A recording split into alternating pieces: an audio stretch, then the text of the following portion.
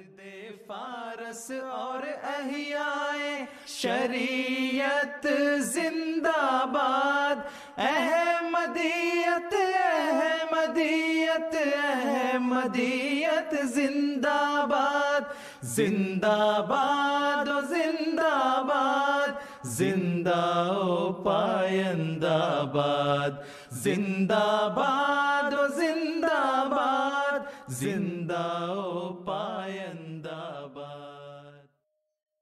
Audio Apakah Itu Ahmadiyah oleh Mirza Basharuddin Mahmud Ahmad. Bahagian kelima.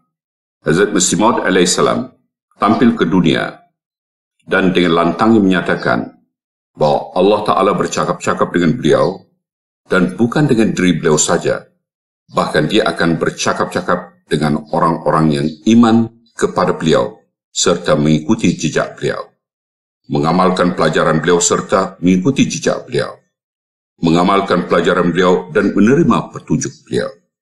Beliau berturut-turut mengemukakan kepada dunia kalam ilahi yang sampai kepada beliau dan menganjurkan kepada para pengikut beliau agar mereka pun berusaha memperoleh nikmat serupa itu. Beliau bersabda pula bahawa sekurang-kurangnya 5 kali sehari kaum muslimin bersembahyang, di dalam mana mereka sentiasa memanjatkan doa ke hadirat ilahi demikian: Ihdinas siratal mustaqim, siratal ladzina an'amta alaihim. Ya Tuhan, tunjuklah kami jalan yang lurus, jalan dari mereka yang Engkau telah anugerahi nikmat-nikmat, yakni para anbiya suci yang terdahulu. Maka tidaklah masuk di akal bahawa doa yang diucapkan berkali-kali itu selamanya tidak dikabul, dan Allah Subhanahu wa Ta'ala sama sekali tidak membuka jalan kepada siapapun di antara kaum muslimin, jalan yang telah dibukakan kepada para nabi yang terdahulu. Dan ia tidak bercakap kepada seorang pun seperti ia selalu bercakap kepada para nabi yang terdahulu. Dengan demikian, beliau dengan secara radikal telah hilang perasaan. Biarlah menghapuskan yang terpahat dalam hati kaum muslimin. Saya tidak mengatakan tiap-tiap Ahmadi, tetapi dengan yakin saya katakan bahawa tiap-tiap Ahmadi yang memahami maksud daripada Hazrat Masih Maud alaihissalam dengan sebenar-benarnya tidak melakukan sembahyang sedemikian rupa, seolah-olah ia mencoponi atau memenuhi suatu kewajiban. Ia melakukan sembahyang dengan fikiran seakan-akan hendak mengambil sesuatu dari Allah Subhanahu wa Ta'ala. Ia pergi untuk membaharui perhubungan dengan Allah Subhanahu wa Ta'ala. Siapa-siapa mengerjakan sembahyang dengan niatan-niatan ini dapat memahami bahawa sembahyangnya tidaklah dapat dipersamakan dengan sembahyang dari orang-orang lain. Beliau begitu rupa menekankan pentingnya untuk mengadakan perhubungan dengan Allah Subhanahu wa Ta'ala, sehingga beliau bersabda, untuk mengakui kebenaran dakwahku, banyak sekali Allah Subhanahu wa Ta'ala telah menunjukkan dalil-dalil, tetapi aku tidak akan mengatakan kepada kalian. Fikirkanlah dan renungkanlah dalil-dalil itu. Jika kalian tidak berkesempatan untuk memikirkan dan merenungkan dalil-dalil itu, atau tidak merasa perlu, atau mungkin berfikir barangkali untuk mengambil keputusan dalam masalah ini, akal kalian membuat salah, maka aku anjurkan, mohon doalah kepada Allah SWT mengenai diriku dan pintalah petunjuknya. Yakni apabila hal ini benar, maka tunjukilah, dan apabila hal ini bohong belaka, maka jauhkanlah. Beliau bersabda selanjutnya, bahwa apabila seseorang berdoa semacam ini, dengan hati yang bersih, dan tanpa terpengaruh oleh sekelumit kefanatikan, dalam beberapa hari saja pasti Allah Subhanahu wa Ta'ala mengemukakan pintu petunjuknya dan akan menampakkan kepadanya kebenaran beliau. Ratusan bahkan ribuan orang telah melakukan cara demikian dan mereka telah memperoleh cahaya kebenaran. Betapa logisnya dalil ini. Akal manusia boleh membuat kesalahan, akan tetapi Allah Subhanahu wa Ta'ala tidak mungkin keliru dalam memberi petunjuk. Betapa meyakinkannya hal ini kepada orang yang mengemukakan kebenaran dakwanya ke hadapan kelayakan dunia dengan saran untuk mengambil keputusan tentang kebenarannya dengan cara demikian. Apakah hal ini dapat dinamakan suatu kebohongan? Dari orang yang meyakinkan tentang kebenarannya dan mengatakan, menghadaplah ke hadirat Tuhan dan tanyakanlah tentang diriku. Apakah seorang pendusta dapat berpikir demikian? Bahwa cara memutuskan begini akan menguntungkan dirinya? Orang sembarangan yang mengaku diutus Tuhan, lalu berani-berani mengambil cara seperti disebutkan di atas untuk membuktikan kebenarannya. Sama halnya seperti dia telah menjatuhkan hukuman terhadap dirinya sendiri, seolah-olah ia mengayunkan kapak untuk memenggal kedua belah kakinya sendiri. Akan tetapi, Hazrat Masih Maud alaihissalam sentiasa mengemukakan kepada dunia bahwa ribuan-ribuan dalil-dalil tersedia untuk membenarkan beliau. Namun beliau berkata bahwa apabila kalian tidak puas dengan dalil-dalil ini, janganlah mendengar perkataanku dan janganlah mendengar orang-orang yang menentangku. Menghadaplah kepada Tuhan dan kepadanya tanyakanlah bahwa apakah aku ini benar ataukah dusta. Apabila Allah Subhanahu wa taala berkata bahwa aku ini dusta, maka sudah yakinilah aku berdusta. Akan tetapi apabila Allah Subhanahu wa taala berkata bahwa aku benar, maka apa gunanya menolak kebenaranku? Wahai saudara-saudaraku yang tercinta, betapa tepatnya dan mudahnya cara untuk menguji kebenaran beliau ini.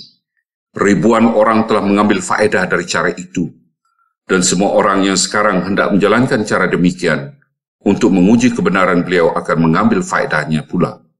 Di dalam cara demikian itu sebenarnya beliau meletakkan hikmat bahwa di dalam pandangan beliau, agama itu lebih utama daripada urusan keduniaan. Beliau bersabda bahwa untuk melihat benda-benda madya, materi, Allah Subhanahu wa taala telah menganugerahkan sepasang mata kepada manusia. Untuk mengerti selok-belok segala benda di dunia ini, kepada manusia Allah Subhanahu wa taala telah menciptakan matahari dan bintang-bintang. Jadi bagaimanakah mungkin bahwa Allah Subhanahu wa taala tidak memberi sesuatu cara untuk memperlihatkan petunjuk-petunjuk kerohanian? Nescaya apabila seseorang mempunyai hasrat untuk melihat benda-benda rohani, Allah Subhanahu wa taala membukakan jalan kepadanya. Allah Subhanahu wa taala berfirman dalam Al-Qur'an Karim, surah An-Kabut 70, Allazi jahadu fina lanahdi yannahum subulana. Barang siapa yang berjuang dengan maksud untuk bertemu dengan kami, kepadanya pasti kami memperlihatkan jalan yang akan menyampaikannya kepada kami. Kesimpulannya ialah, Hazrat Masih Maud alaihissalam telah membukakan jalan bagi jemaat untuk mengutamakan agama daripada dunia. Dan begitu pula hal ini pun telah beliau kemukakan kepada orang-orang yang ingkar kepada beliau. Tuhan kita adalah Tuhan yang hidup. Pemerintahannya baik dalam alam lahir maupun dalam alam batin, tetapi masih berjalan.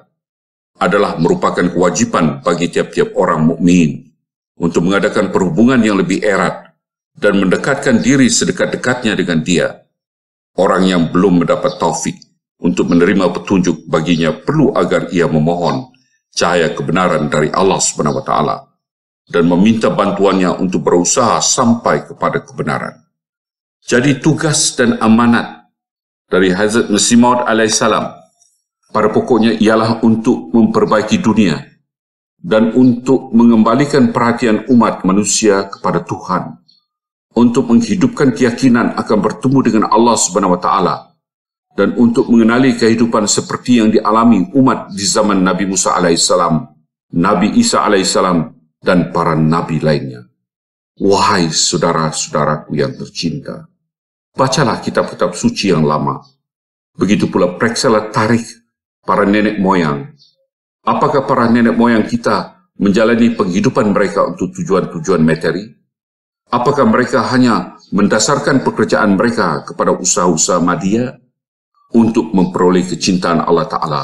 Siang malam mereka bersusah payah mengadakan usaha-usaha, dan di antara mereka ada yang telah mencapai sukses dan memperoleh mujizat dan petanda-petanda dari Allah Subhanahu wa taala. Penghidupan serupa inilah yang membuat mereka lebih terkemuka daripada kaum-kaum yang lain. Akan tetapi sekarang ini, Hal apakah yang melebihi kaum muslimin daripada orang-orang Hindu, orang-orang Kristen, dan orang-orang yang beragama lainnya? Jika tidak ada kelebihannya, maka guna apakah adanya Islam? Pada hakikatnya, kelebihan ini memang ada. Akan tetapi kaum muslimin telah melupakannya. Kelebihannya itu ialah bahwa di dalam agama Islam, kalamullah itu berlaku untuk selama-lamanya, dan sentiasa orang dapat mengadakan hubungan langsung dengan Allah Subhanahu wa Ta'ala. Demikianlah artian dari kurnia yang datang dari wujud Nabi Muhammad SAW. Arti kurnia dari beliau itu bukanlah memperoleh gelar sarjana muda BA atau sarjana MA. Apakah tidak ada orang-orang Kristen yang bergelar sarjana muda atau sarjana? Berkat dari beliau bukan pula berarti bahwa orang-orang Islam memiliki dan menjalankan proyek-proyek industri yang besar. Apakah orang-orang Kristen dan orang-orang beragama lain tidak memiliki perindustrian? Berkat dari beliau bukan berarti kita telah mendirikan gedung-gedung perniagaan yang besar dan kita telah berhasil mengadakan hubungan perdagangan dengan negara-negara lain. Ini pun semuanya dikerjakan oleh orang Hindu, Kristen, Yahudi, dan lain-lain. Arti berkat yang terbit dari wujud Rasulullah SAW ialah bahwa dengan perantaraan beliau, manusia dapat berhubung langsung dengan Allah Subhanahu wa Ta'ala. Hati sanubari manusia dapat melihat wajah Tuhan, jiwa manusia dapat bersatu dengan Tuhan, ia dapat mendengar firman-Nya yang maha merdu, dan kepadanya nampak pertanda-pertanda dan mukjizat-mukjizat dari Allah Subhanahu wa Ta'ala. Hal-hal inilah yang hanya didapat dengan jalan pengabdian kepada Rasulullah SAW, dan hal-hal ini pula yang melebihkan pengikut-pengikut beliau dari umat-umat agama lain. Pendek kata, ketujuan inilah Hazrat Masih Maud alaihissalam mengarahkan perhatian kaum muslimin. Dan hal yang dikemukakan kepada orang-orang yang tidak mengakui beliau pun ialah bahwa Allah SWT memberikan kepada beliau mutiara itu yang sudah hilang dan menganugerahkan harta pusaka itu yang telah tersia-sia. Semua hal itu beliau dapat dengan perantaraan dan berkat ketaatan mengikuti Rasulullah SAW, dan kerana wujud Rasulullah beliau mencapai martabat semulia itu. Di samping itu, banyak lagi karya-karya yang telah dilaksanakan oleh Hazrat Masih Maud alaihissalam, walaupun karya-karya beliau termaksud sangat pentingnya dan amat agungnya, namun semuanya itu hanya merupakan sembilan subsidia jika dibandingkan dengan tugas beliau yang pokok itu, yakni mengutamakan agama daripada dunia berana. Karena dengan menunjukkan materialistik di bawah kekuasaan rohani. Hal ini merupakan satu kepastian bahawa dengan jalan inilah Islam akan menang dari agama-agama yang lain. Di negeri mana kita berada, kita harus mempertahankan tanah air dengan menggunakan berbagai alat senjata. Kita dapat menundukkan sebagian dari musuh-musuh kita dengan jalan demikian. Akan tetapi suksesnya Islam untuk menguasai dunia ini ialah hanya akan dapat dengan cara kerohanian seperti yang diperingatkan oleh Hazrat Masih Maud alaihissalam. Apabila kaum muslimin benar-benar memegang prinsip keagamaan mereka yang sejati, apabila mereka mengutamakan agama daripada dunia berana, apabila mereka mementingkan tujuan-tujuan kerohanian daripada tujuan-tujuan kebenaran, maka cara hidup yang cenderung ke arah foya-foya yang dewasa ini semakin populer di negara kita ini kerana pengaruh bangsa-bangsa barat akan dengan sendirinya hilang lenyap. Dan orang-orang dengan spontan tanpa disuruh orang lain akan menghentikan cara hidup yang tidak berguna itu, lalu akan menjalani kehidupan yang bersungguh-sungguh serius, lidahnya bertuah dan jiran tetangganya akan mengambil teladan kepadanya, sehingga orang-orang beragama lain akan berkata seperti orang-orang Mekah di zaman Rasulullah SAW berkata, "Lau kanu muslimin." Betapa bagusnya kalau kita pun jadi muslimin. Berkata demikian, lalu seperti orang-orang Mekah pula, lambat laun ucapan mereka menjelma menjadi amalan, dan pada akhirnya mereka menjadi orang-orang Islam. Sebab siapapun tidak dalam lama-lama menjauhi hal yang baik. Pada taraf pertama timbul suatu keinginan, lalu diikuti hasrat, kemudian datang suatu tarikan, dan akhirnya manusia tanpa menyadari menuju ke arah benda itu. Demikianlah akan terjadi sekarang. Mula-mula kecintaan kepada Islam akan menyelinap ke hati orang-orang Muslim, lalu mengalir ke seluruh tubuh mereka. Kemudian orang-orang yang belum memeluk agama Islam, dengan sendirinya tidak akan segan-segan meniru kelakuan orang-orang Muslim paripurna itu. Dunia ini akan dipenuhi oleh orang-orang yang beragama Islam, dan Islam akan menguasai seluruh dunia. Wahai saudara-saudaraku yang tercinta, di dalam tulisan yang sekecil ini, saya tidak dapat memaparkan dalil-dalil secara terperinci. Begitu pula saya tak dapat mengemukakan kepada Anda segala sesuatu mengenai tugas suci dari Ahmadiyah. Yang saya hadapkan kepada saudara-saudara hanya secara garis besarnya saja tentang tujuan dari maksud Ahmadiyah. Saya berharap benar saudara-saudara akan merenungkan tulisan ini, dan silakan Anda menimbangkan fakta ini, bahwa di dunia ini suatu pergerakan agama bagaimanapun tidak akan berhasil mencapai kemenangan apabila cara yang ditempuhnya hanya dengan jalan keduniaan saja. Kemenangan dari pergerakan-pergerakan agama selamanya dicapai hanyalah dengan jalan perbaikan batin, propaganda tabligh dan pengorbanan. Apa yang tidak pernah terjadi dalam urutan masa semenjak Nabi Adam alaihissalam hinggalah sedia kala, sekarang pun tidak akan terjadi. Dengan jalan atau cara bagaimana semenjak zaman bihari hingga sedia kala, seruan dan amanat Allah Ta'ala tersebar di dunia. Sekarang juga dengan cara demikian, seruan dan amanat dari Muhammad Rasulullah SAW akan tersiar di seluruh dunia. Jadi, demi kesejahteraan diri sendiri, anak cucu, anak saudara, bangsa dan tanah air Anda, dengarlah seruan dari Allah Ta'ala dan berusahalah untuk memahaminya, agar supaya Allah Ta'ala segera membukakan kepada Anda pintu kurnia-Nya, dan Anda tidak akan ketinggalan dalam derap langkah kemajuan Islam. Banyak sekali tugas yang harus kita laksanakan sekarang. Untuk mana kami menantikan kedatangan saudara, sebab sukses dari Allah itu datangnya, di samping oleh mukjizat-mukjizat, juga bertalian erat dengan penyebaran agama. Mari kita bersama-sama dan bergotong royong pikul beban yang maha berat ini, beban yang harus dipikul untuk kemajuan Islam. Memang perjuangan ke arah mana saudara kami ajak amat sukar sekali. Banyak sekali meminta pengorbanan, melupakan diri sendiri, harus menelan kepahitan dan penghinaan. Akan tetapi, di jalan Allah, kehidupan yang hakiki itu terletak di dalam penderitaan. Dan tanpa penderitaan itu, manusia tak akan dapat sampai ke hadirat Tuhan. Dan tanpa adanya keberanian menanggung penderitaan ini, tak mungkin Islam akan mendapat kemenangan.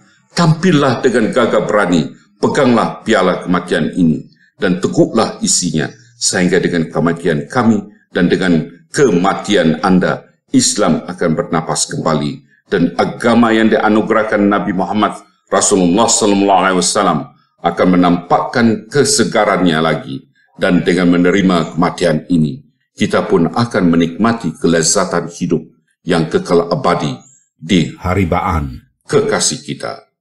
Allahumma amin. Yang lemah Mirza Bashiruddin Mahmud Ahmad, Imam Jemaat Ahmadiyah, 24 Oktober 1948. Akhir bagian 5.